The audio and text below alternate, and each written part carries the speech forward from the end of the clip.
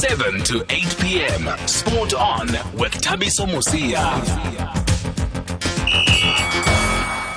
We're going to talk about the rumble in the jungle. Now that fight between Muhammad Ali and George Foreman, it happened in Zaire back in 1974. So we're celebrating 45 years since that historic fight. And before we speak to our guest, let's just give you a sneak peek of what happened there in the rumble in the jungle. That was no phantom punch, and he's down and out.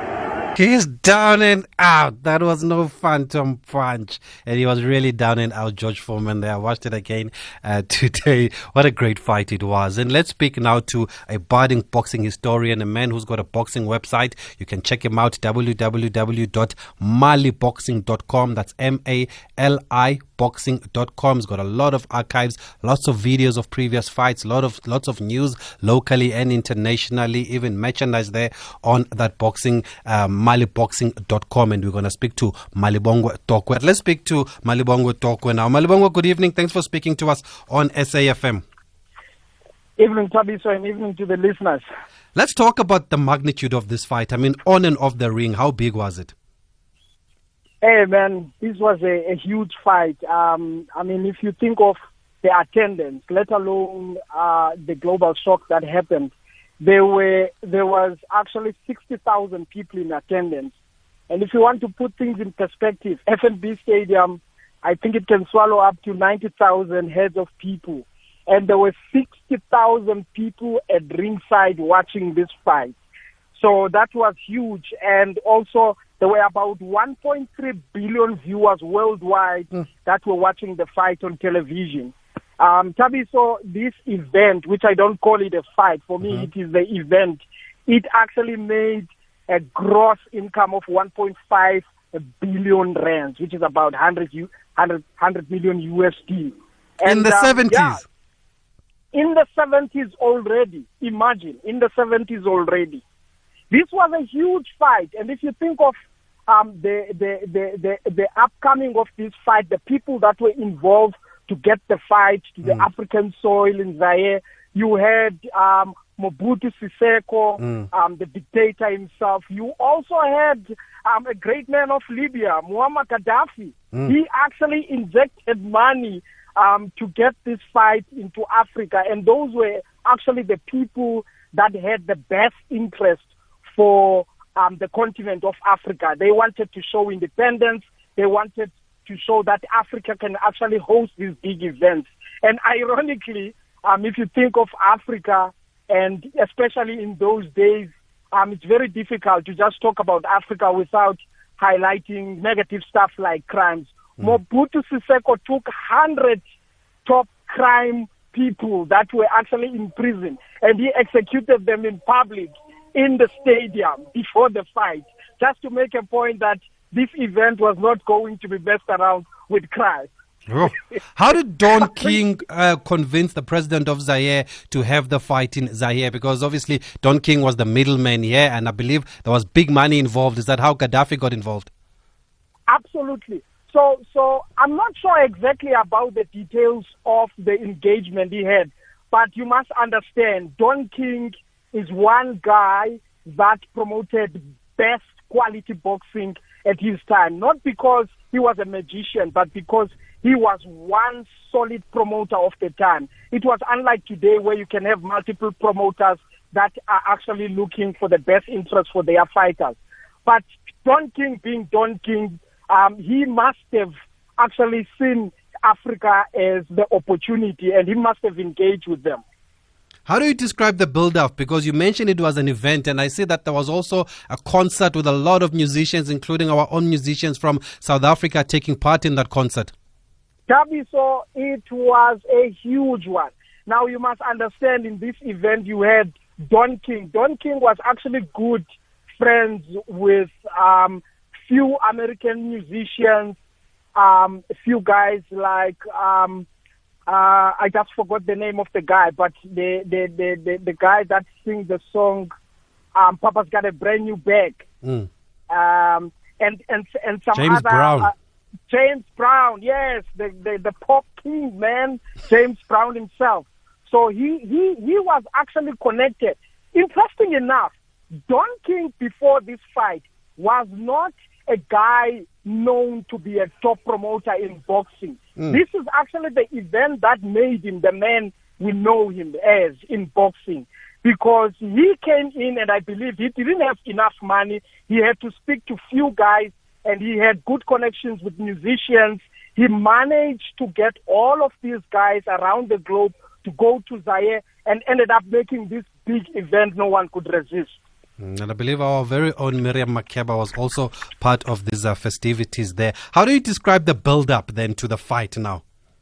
A lot of drama. Now you must understand the fight was originally scheduled for the 25th of September 1974. I actually saw that in the posters today. Yes. The fight was scheduled for the 25th. Now, what happened is Muhammad Ali, they were actually using the same facilities in Zaire to train. So earlier it will be George Foreman and then he will actually leave and Muhammad Ali will come in. And at times Muhammad Ali will come and interrupt with his crew. But on the 25th of September was the original date. A guy called Bill McRae was a sparring partner of Big George Foreman. He was brought from America. Man, apparently they were sparring and George threw the jab. He threw the right overarm, hit him on top of the eye, and there was a cut. And therefore, the fight had to be postponed for the 30th of October. That's what happened. And actually, Muhammad Ali used that. He took that to his advantage. He said it was lies. They were definitely scared. They were scared that he was going to lose. And if you just think of what was the records of the two fighters prior the fight, you've got George Foreman, who's got 40 fights, 14 all 37 knockouts. And George Foreman himself has beaten the only two men that has beaten Muhammad Ali, which is Ken Norton and Joe Frazier. Joe Frazier fought Muhammad Ali twice. And the second fight, which I think we should cover one of these days, the Thriller in Manila, that fight was actually 15 rounds of agony, man. And Joe Frazier was absolutely in the fight. Guess what George Foreman did to Joe Frazier that lasted 15 rounds with Muhammad Ali? He knocked him 6 times in 2 rounds and stopped him. And Ken Norton himself, who fought with Muhammad Ali twice and beaten Muhammad Ali in the first fight, he was actually stopped in 2 rounds by the very same man, knocked him down 3 rounds in two rounds. So if you're looking at the total of the rounds, it's 4 rounds and there are 9 knockdowns of top-class competitors. Malibongwe, tell me something now. It seems like Ali had a lot of support more than Foreman, even though Foreman was unbeaten. Why was that? It's drama, man. This event was just a build-up of drama. So what happened is the people of Zaire were really looking forward to that fight scheduled for the 25th of September. Now, after it was scheduled, George Foreman wanted to go back to America, right? And we wanted to come back just before the fight. And he was always going around with a German Shepherd dog. And there was he just came across as this guy that didn't want to be part of Zaire and the people that were there. And Ali wanted to stay there. Ali had runs with the locals. He was running, jogging, training with the locals, playing around. And it was just the character of Muhammad Ali. He's not the guy that would be always focused. Well, really, he will be focused, but he will be playful while he's focused in his training camp. So Muhammad Ali ended up having that support, and I think the background that he refused to go to the army, and the fact that he was quite involved in politics, and in Africa, you would know a lot was happening in those days. So in a way, it just happened out to make sense for the African people to support him. He was a people's person. And did the fight live up to expectations?